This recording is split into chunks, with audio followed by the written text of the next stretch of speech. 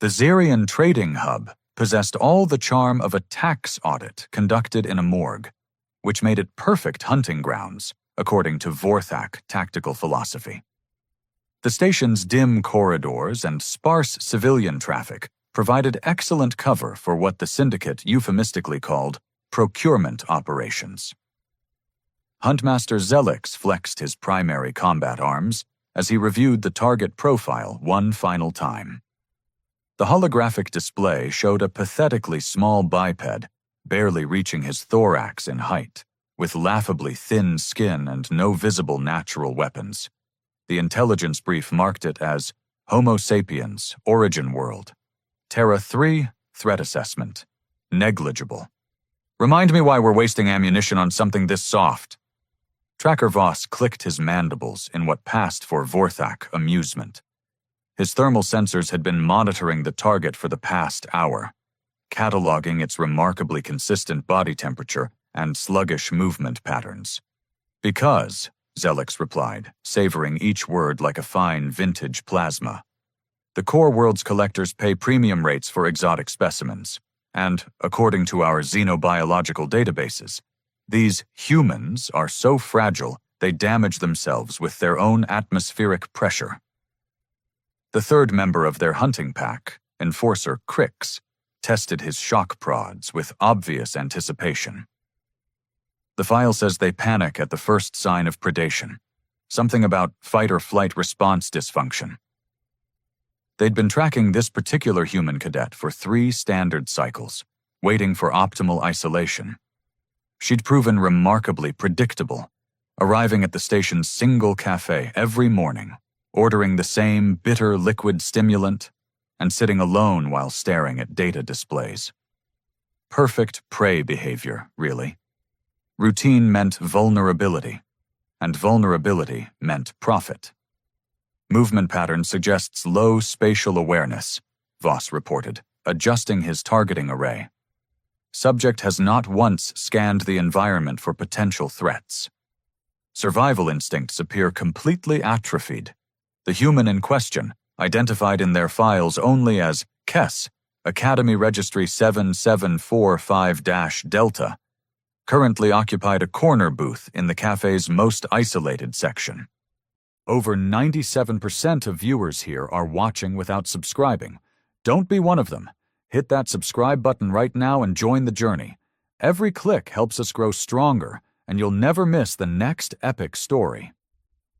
She'd positioned herself with her back to the room's secondary entrance, violating every basic predator avoidance protocol known to civilized species.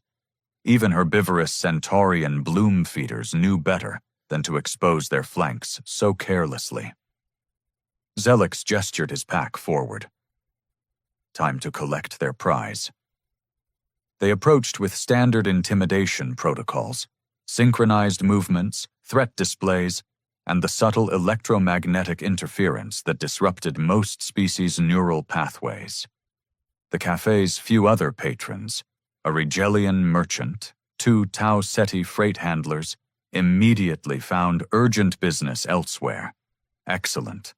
Clean extraction without civilian complications. The human didn't look up. This struck Zelix as odd, but perhaps fear had triggered some kind of catatonic response. He'd seen it before in other mammalian species. Shock-induced paralysis made procurement considerably easier, though it did reduce the specimen's entertainment value for buyers who preferred their acquisitions more interactive. Designation 7745-Delta, Zelix announced, activating his universal translator to maximum menace settings. You will accompany us without resistance. Compliance ensures minimal tissue damage during transport. The human raised one finger, not in surrender or supplication, but in the universal gesture for wait a moment. She continued reading her data display, occasionally making notes with a primitive stylus. Voss's thermal readings spiked with confusion. Huntmaster, subject's cardiovascular activity remains baseline. No stress indicators detected. Perhaps their fear response is inverted, Crix suggested. Some species freeze when confronted with superior predators. Zelix decided on a more direct approach. He extended his plasma cutter, letting its distinctive whine fill the air. Most mammals instinctively recognized the sound of molecular disintegration as something to avoid. Your attention is required, soft thing. The human glanced up. Her expression suggested mild annoyance, the way one might regard a service droid that had delivered the wrong order. I'm sorry? Are you trying to intimidate me? Because I'm genuinely curious about your exoskeleton composition. Is that calcium carbonate or some kind of synthetic polymer matrix? The three hunters exchanged bewildered looks. This wasn't in any of their behavioral prediction models. Your species designates this as fear, Crix attempted, raising his shock prods to their most theatrical setting. You should be experiencing terror-induced paralysis approximately now. Oh, that's fascinating. Your electrical generation organs must be modified muscle tissue, right? Similar to Terran electric eels, but scaled up for your body mass. She made another note. What's your voltage output? And do you face any issues with electrolyte balance during extended discharge periods? Voss checked his readings again. Huntmaster, I'm detecting no defensive pheromone release, no adrenaline spike, no pupil dilation. Either this specimen is defective, or their intelligence files are incomplete, Zelix growled, beginning to suspect this procurement might prove more complicated than anticipated. The human returned to her data display. Look, I appreciate the demonstration, but I'm really trying to finish this comparative xenobiology assignment before my next class. If you could postpone the whole threatening predator routine for maybe 20 minutes. From the direction of the docking bays, a sound echoed through the station's corridors. Low, resonant, and carrying undertones that triggered ancestral memories in every predator species present. The sound of something much larger and considerably less patient than the small human, currently ignoring their weapons. The human smiled and took another sip of her coffee. Oh good, Rex finished his nap. Huntmaster Zelix felt his confidence begin to develop hairline fractures. In his extensive procurement experience, prey species didn't smile when backup arrived. They certainly didn't sound pleased about it. Rex? Voss's translator struggled with the unfamiliar designation. My companion. He gets cranky when people interrupt his sleep cycles. She gestured vaguely toward the docking bay. Fair warning, he's not as patient with uninvited visitors as I am. The sound came again, closer this time, accompanied by the distinctive harmonic of metal under stress. Zelix had heard that particular frequency before. Usually right before bulkhead failures on ships his syndicate had visited. What exactly, he asked, his plasma cutter suddenly feeling inadequate, is the nature of this companion? The human considered this with academic precision. Well, according to Terran taxonomic classification, he's technically a domesticated subspecies, though domesticated might be overstating things. We mostly just have an understanding about food sharing and personal space boundaries. Crix's shock prods flickered uncertainly. Domesticated implies a herbivorous herd animal. Standard galactic protocols classify all human companion species as nutritionally passive. Oh, you've been reading the tourist brochures. The human's laugh contained notes that Zelix's predator instincts found distinctly unsettling. Those were written by our diplomatic corps. They tend to understate certain aspects of human-animal relationships. The bulkhead separating the cafe from the docking bay developed a significant dent from the inside. Perhaps, Zelix suggested, his survival instincts finally overriding his profit margins, we should reschedule this procurement operation. The human checked her chronometer. Too late for that. You've already woken him up. The bulkhead dent deepened, accompanied by what sounded disturbingly like intelligent problem-solving rather than mindless battering. Something was methodically testing the structural integrity of the station's barriers, probing for weaknesses with the patience of an engineer and the strength of a siege engine. "Your companion?" Voss asked, his thermal sensors detecting massive heat signatures approaching through the station's superstructure. "What does it typically consume for nutritional requirements?" The human finished her coffee and began gathering her study materials with unhurried precision. "Oh, Rex isn't particularly picky about diet, though he does have a preference for anything that threatens his pack." The word pack hit Zelix like a plasma bolt to the primary nervous cluster. In galactic taxonomic databases, pack meant only one thing: cooperative hunters. And if humans had somehow bonded with their planet's cooperative hunters, the bulkhead collapsed. What emerged through the demolished bulkhead defied approximately 17 different branches of evolutionary biology. The creature moved like liquid death poured into a framework that had never quite decided whether it wanted to be reptilian, mammalian, or something the universe hadn't gotten around to inventing yet. Its hide rippled with muscle configurations that suggested it could probably bite through starship hull plating as a light snack. More troubling was the intelligence gleaming in those amber eyes, the calculating assessment of a predator that had learned to enjoy its work. "Ah," said Kess, not bothering to glance up from packing her datapad. "Rex, meet some new friends. They were just explaining their procurement policies." Rex tilted his massive head, considering the three hunters with the casual interest of a gourmet evaluating appetizers. His tail, easily the width of a transport tube, swept debris aside with architectural precision. Huntmaster Zelix fired his plasma cutter in pure reflex. The superheated bolt struck Rex center mass, producing a brief light show and absolutely no other observable effect. The creature's hide seemed to absorb energy weapons the way black holes absorbed photons, completely and without complaint. "Interesting adaptation," Kess noted, finally looking up. "Energy dissipation through specialized scale matrices. I'll need to add that to my comparative anatomy notes." Voss attempted a tactical retreat, which proved impossible given that Rex had positioned himself between the hunters and every available exit. The creature's movement patterns suggested military-grade strategic thinking combined with the patience of a geological epoch. "Communication protocols!" Crix babbled, activating his emergency translator. "Perhaps diplomatic solutions?"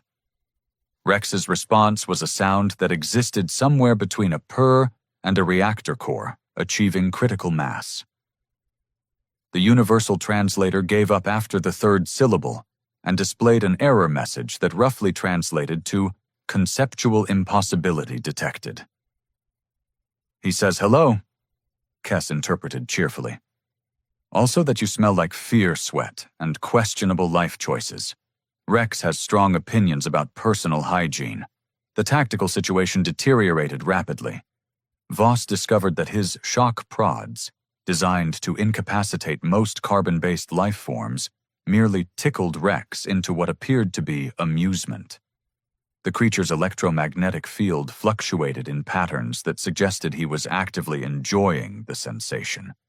"This violates every xenobiological principle," Zelix snarled, cycling through his weapons array with increasing desperation.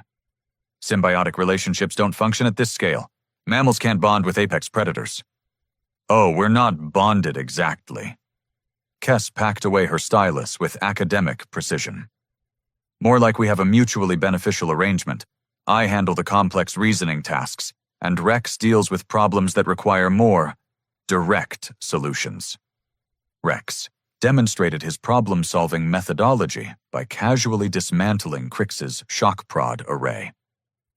His claws moved with surgical precision, separating components in ways that suggested intimate familiarity with advanced technology. Several pieces simply vanished into his maw with satisfied crunching sounds. "He's analyzing your weapon configurations," Kess explained, watching Rex methodically process the remains. Terran apex predators are remarkably adaptable. Show them something once, and they develop countermeasures. Voss attempted to scale the cafe's rear wall, achieving approximately 2 meters of altitude before Rex's tail swept him back to ground level with gentle but implacable force. The creature's movements carried no malice, simply the business-like efficiency of a professional addressing routine workplace challenges. Status report. Zelix activated his emergency beacon, broadcasting on all hunting syndicate frequencies. Procurement operation compromised, requesting immediate tactical support. His transmission lasted exactly long enough for Rex to identify the source, process the electromagnetic signature, and delicately bite the communications array in half. The creature's jaws moved with watchmaker precision, severing specific circuit pathways while leaving the non-essential components intact. He's very considerate about property damage, Kess observed. Most of your equipment will probably still function for basic tasks, just not the threatening people parts. The hunters found themselves in the unprecedented situation of being systematically disarmed by a creature that treated their military-grade weaponry like particularly interesting chew toys. Rex's approach combined the methodical thoroughness of a security inspection with the playful curiosity of something that had never encountered these specific types of devices before. "This is impossible," Crix whispered, watching his plasma rifle disappear into Rex's digestive system component by component. Predators don't collaborate with prey species. They consume them. Well, there's your first misconception, Kess replied, standing and brushing cafe debris from her uniform. You've classified the relationship backwards. Rex isn't my predator. He's my friend. The distinction seemed lost on the hunters until Rex demonstrated the difference by gently, almost affectionately, nuzzling Kess's shoulder with a head that could have easily removed it from her body. The gesture conveyed trust, companionship, and a casual intimacy that suggested years of mutual understanding. But the food chain, Voss began, doesn't apply when both species benefit from cooperation. Kess scratched behind what might have been Rex's ears, producing a sound like a fusion reactor humming contentedly. Terrans discovered millennia ago that making friends with dangerous things beats hiding from them. Zelix made one final attempt at salvaging the situation, drawing his backup sidearm. A compact, but lethal particle accelerator. Rex observed this development with interest, then stepped forward and simply ate the weapon. Whole. The crunching sound suggested he found the alloy composition particularly satisfying. Remarkable calcium supplementation, Kess noted clinically. His bone density requirements are substantial given his size and activity levels. The hunters stared at the space where Zelix's weapon had been, trying to process the implications of a creature that could casually consume military hardware as a dietary supplement. Emergency beacon activated, Voss announced desperately. Full syndicate response incoming. Your pet won't be able to handle an entire hunting fleet. Kess and Rex exchanged a look. A moment of silent communication that somehow conveyed volumes of shared experience and mutual understanding. Pet? Kess repeated, her tone carrying dangerous undertones. Oh, you really haven't been reading the right documentation, have you? Rex's purr shifted frequencies, acquiring harmonics that made the station's superstructure vibrate sympathetically. The sound suggested that whatever was coming in response to their distress signal might want to reconsider their travel plans. Through the demolished bulkhead, new lights appeared in the void, the approaching signatures of Vorthak hunting vessels converging on what they presumed would be a simple rescue operation. They were about to discover that their understanding of human-animal relationships had been catastrophically incomplete. The Vorthak relief fleet arrived expecting to extract 3 hunters from a routine procurement gone slightly awry. Instead, they found the Zerian Trading Hub's cafe transformed into what could charitably be described as an educational exhibit on the folly of inadequate research. Commander Thex of the Syndicate vessel Bloodfang materialized in the station's teleportation chamber alongside a full tactical squad, their sensors immediately cataloging the scene. 3 hunters cowering in various corners, while a massive predator methodically sorted through the remains of their equipment like a researcher organizing specimen samples. "Stand down, beast!" Thex bellowed, raising his heavy plasma cannon. "Release our personnel immediately." The human cadet glanced up from where she sat, cross-legged on the floor, apparently sketching Rex's anatomical features in her notebook. "I wouldn't recommend aggressive posturing. He's still processing your colleague's weapons, and loud noises might trigger his territorial response protocols." Rex paused in his examination of a partially dismantled shock prod to regard the new arrivals.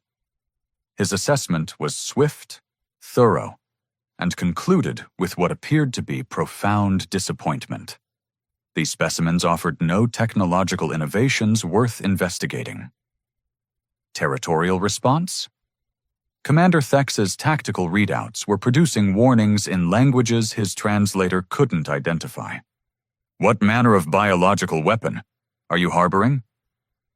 "Weapon?" Kess laughed, the sound containing enough genuine amusement to make Rex's tail twitch with shared mirth. "Commander, you're looking at this entirely wrong. Rex isn't a weapon any more than your arm is a weapon. He's just part of the family." The tactical squad's formation wavered as Rex rose to his full height, demonstrating that the cafe's ceiling had been inadequate for proper posture. His head brushed against structural supports that groaned under gentle pressure. "Impossible," muttered Syndicate xenobiologist Crix, who'd accompanied the relief force specifically to catalog whatever exotic creature had disrupted their operation. "Interspecies bonding occurs only between compatible ecological niches. Apex predators maintain territorial exclusivity." "Do they?" Kess asked, genuinely curious. "Because from what I've observed, territorial behavior modifies substantially when resources become abundant and social structures develop cooperative frameworks." Crix's mandibles clicked in academic interest, despite the circumstances. "You're suggesting symbiotic evolution, but the metabolic requirements alone are easily managed when one species develops agricultural surpluses and the other provides security services." Kess gestured toward Rex, who had begun investigating the newcomer's equipment with professional interest. "It's really quite elegant once you understand the underlying principles." Commander Thex found his tactical situation deteriorating in ways not covered by standard military protocols. His heavy weapons seemed suddenly inadequate when faced with a creature that had apparently evolved past the point where conventional firearms registered as threats. "Security services?" he managed. "Rex handles problems I can't solve through paperwork or diplomatic channels." Kess made another sketch, capturing the precise angle of Rex's head as he delicately dismantled a portable scanner. "In exchange, I provide intellectual stimulation, regular meals, and adequate scratching behind his auditory receptors." "But the food requirements!" Crix protested, his scientific training warring with mounting existential dread. "A predator of this mass would require about 3 standard meals per day, plus occasional snacks." Kess checked her chronometer. "Speaking of which, it's nearly his lunchtime." Rex gets irritable when his feeding schedule is disrupted. Rex's purr shifted to a frequency that made the station's atmospheric recycling systems harmonize sympathetically. The sound suggested that lunch was indeed overdue, and that the current gathering might provide adequate protein supplementation. 3 meals? Commander Thex's tactical computer was producing calculations that violated everything he understood about predator-prey energy dynamics. "That's impossible. Basic metabolic requirements dictate that wild specimens need to hunt constantly to maintain caloric intake," Kess agreed. "But Rex isn't wild. He's part of a household. Humans have been optimizing food production for approximately 12,000 years. Feeding one apex predator is trivial when you've solved scarcity economics. The implications struck Crix like a plasma bolt to the cognitive centers. You're describing agricultural civilization supporting carnivorous megafauna. That would require technological advancement concurrent with biological cooperation on a planetary scale. Well, yes, that's how civilization works. Kes seemed puzzled by his surprise. You develop better food production, which frees up resources for other pursuits, including maintaining relationships with useful predator species. Rex had finished his investigation of the squad's equipment and was now regarding Commander Thex with the patient attention of a professor waiting for a particularly slow student to grasp an obvious concept. Useful? Thex's voice cracked slightly. Security companionship, assistance with complex problem-solving tasks. Kes gestured toward the remains of the original hunter's weapons. Rex has an intuitive understanding of technology that complements my theoretical knowledge. It's a very practical partnership. Crix was frantically updating his notes, trying to process observations that required fundamental revisions to established xenobiological theory. You're describing true interspecies cooperation. Not domestication, not symbiosis, but actual collaborative evolution. Is that unusual? Kes asked. Because on Terra, most advanced species maintain similar relationships.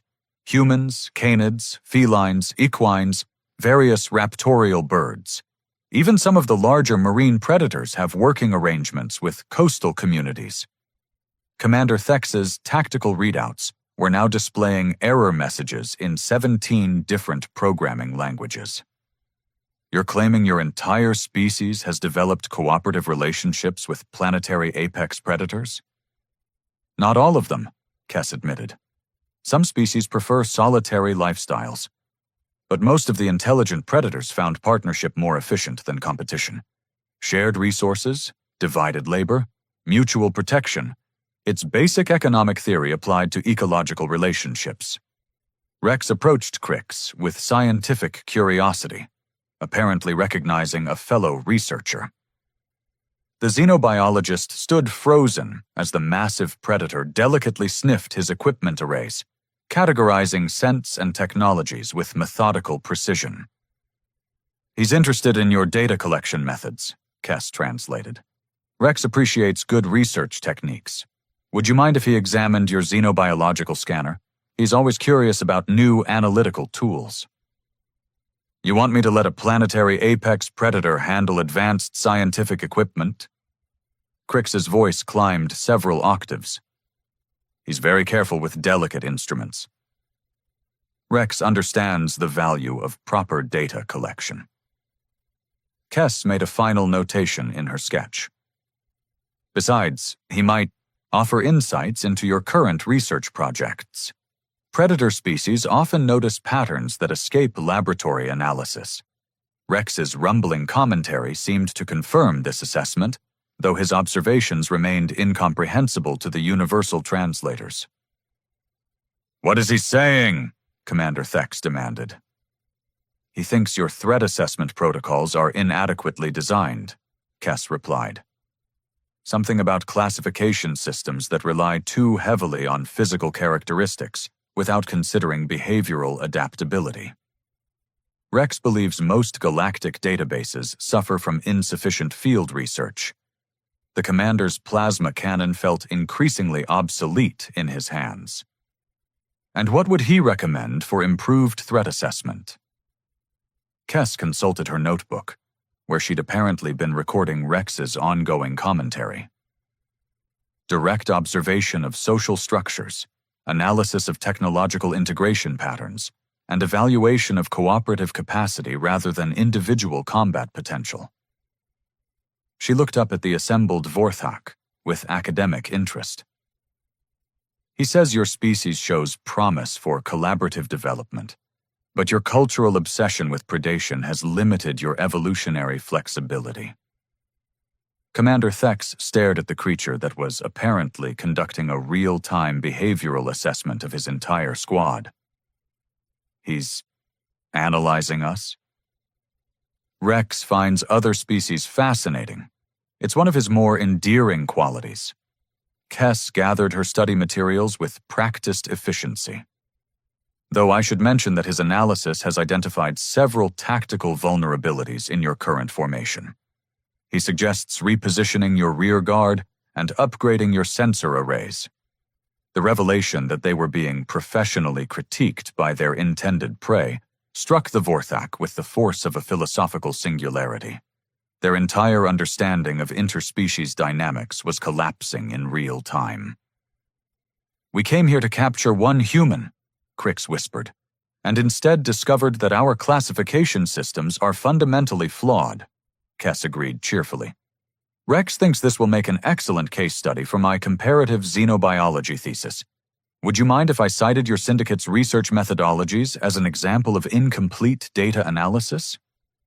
Within 6 standard hours, the incident report had propagated through 17 different galactic bureaucracies, each contributing their own particular flavor of administrative hysteria to what would eventually become known as the Xerian classification crisis.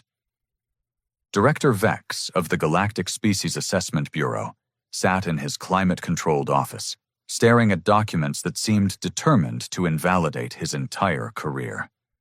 The preliminary reports arriving from Sector 7 contained recommendations that would require rewriting approximately 40,000 years of established xenobiological doctrine.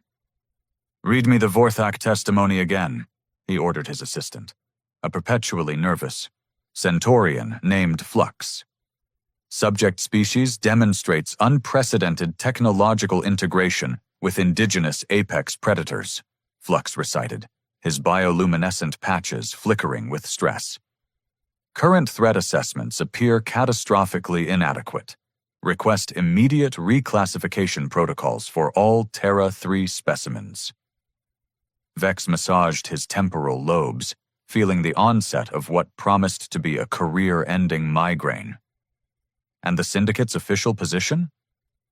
They're recommending complete cessation of human-targeted operations pending comprehensive ecological review. Flux consulted his secondary display. Commander Thex specifically noted that, quote, "Hunting humans is like trying to capture a flower and discovering you've provoked the entire forest." Meanwhile, 3 sectors away, the Consortium Scientific Collective was conducting emergency sessions to address what their xenobiologist Crix had described as the most significant paradigm shift in interspecies relations since the discovery of hyperspatial travel. Dr. Morpheus of the Rigelian Institute addressed a packed auditorium via holographic projection. "Colleagues, we're facing the collapse of fundamental assumptions about mammalian social structures. If humans have achieved planetary-scale cooperative relationships with their predator species, then our understanding of evolutionary pressure has been incomplete." In the audience, Professor Halix of the Tau Ceti Research Station raised a tentacle. But surely this represents an isolated case? One species achieving unusual adaptive success doesn't invalidate established biological principles. "That's what we initially believed, Doctor," Morpheus replied grimly, "until we began cross-referencing human expansion patterns with unexplained phenomena in colonized systems." The holographic display shifted to show territorial maps spanning dozens of star systems. Red markers indicated locations where previous galactic surveys had noted anomalous ecosystem stability and unusual predator behavior modifications. Every human colony exhibits similar patterns: indigenous predator species demonstrating cooperative behaviors, technological adaptation rates exceeding theoretical maximums, and ecosystem integration that violates competitive exclusion principles. The auditorium erupted in academic discord as centuries of established theory came under assault. Back on Zerion Station, Kess was experiencing the peculiar satisfaction of completing her assignment while inadvertently triggering a crisis of galactic proportions. She'd managed to document 17 different examples of inadequate xenobiological classification during the morning's events, which should easily satisfy her professor's requirements for practical field research. Rex, meanwhile, had established what appeared to be a consulting relationship with the remaining Vorthak personnel. His insights into their tactical vulnerabilities had proven surprisingly valuable, leading to animated discussions about improved formation strategies and equipment modifications. He suggests replacing your plasma-based weapons with electromagnetic pulse systems, Kess translated, as Rex demonstrated proper squad positioning using the cafe's furniture. More versatile applications, lower energy requirements, and better effectiveness against technological targets. Commander Thex found himself taking notes. And for dealing with similar situations in the future. Diplomatic contact before tactical engagement, Kess replied, interpreting Rex's increasingly complex gestural communications. Rex believes most interspecies conflicts stem from insufficient information exchange. He recommends establishing communication protocols before assuming hostile intent. The irony wasn't lost on anyone present that they were receiving military strategy advice from their intended hunting target. In the Galactic capital, Emergency Session 7745 Crisis was addressing the broader implications of the Zerion incident. Representative Clax of the Trade Federation had called for immediate restrictions on human colony expansion, pending comprehensive threat assessment. We're potentially dealing with a species that has weaponized their entire ecosystem, he declared to the assembled delegates. Every human settlement could be harboring unknown numbers of cooperative apex predators. Representative Zara of the Scientific Coalition disagreed. The evidence suggests collaboration, not weaponization. This represents an unprecedented opportunity for studying advanced interspecies cooperation. Collaboration that apparently makes them immune to conventional military intervention, Clax countered. How do you negotiate with a species that travels with personal armies of planetary predators? The debate continued for hours, generating thousands of pages of bureaucratic documentation that completely failed to address the central question. How do you reclassify an entire species when your existing categories have proven fundamentally inadequate? Kess, blissfully unaware that her coffee break had destabilized galactic politics, was packing up her research materials and preparing to return to her dormitory. Her comparative xenobiology assignment was complete. Her data collection had exceeded expectations, and Rex had enjoyed meeting new research subjects. Thanks for the practical demonstration, she told the assembled Vorthak, who were still processing the educational experience. This has been incredibly valuable for my thesis on interspecies communication failures. Rex offered what might have been a farewell purr to Crix, who had spent the past hour frantically updating his xenobiological databases with observations that challenged every established principle of predator behavior. Will your reports include recommendations for improved contact protocols? Crix asked hopefully. Oh, definitely. Rex thinks most first contact situations could be significantly improved, with better preparation and less aggressive posturing. Kess shouldered her academic bag with practiced efficiency. He's always believed that curiosity works better than intimidation for establishing productive relationships. As they prepared to depart, Commander Thex couldn't resist one final question. What happens when your species encounters genuinely hostile aliens? Ones that can't be reasoned with or befriended. Kess paused, considering this with the same academic thoroughness she'd applied to all the morning's questions. Well, that's when Rex stops being diplomatic and starts being protective. Humans have very strong opinions about threats to our extended families. She gestured toward Rex, who was currently investigating the station's structural architecture with what appeared to be professional interest in defensive capabilities. "The thing about befriending apex predators," she added casually, "is that they tend to be quite effective when diplomacy fails. It's really a very practical arrangement." The assembled aliens watched as human and companion departed through the demolished bulkhead, leaving behind a diplomatic crisis of unprecedented proportions and the dawning realization that 40,000 years of galactic civilization had been operating under critically incomplete assumptions about what constituted a soft species. In his official report, filed 17 hours later, Commander Thex would recommend immediate cessation of all human-directed procurement operations, comprehensive revision of threat assessment protocols, and mandatory diplomatic training for any personnel assigned to Terra 3 contact situations.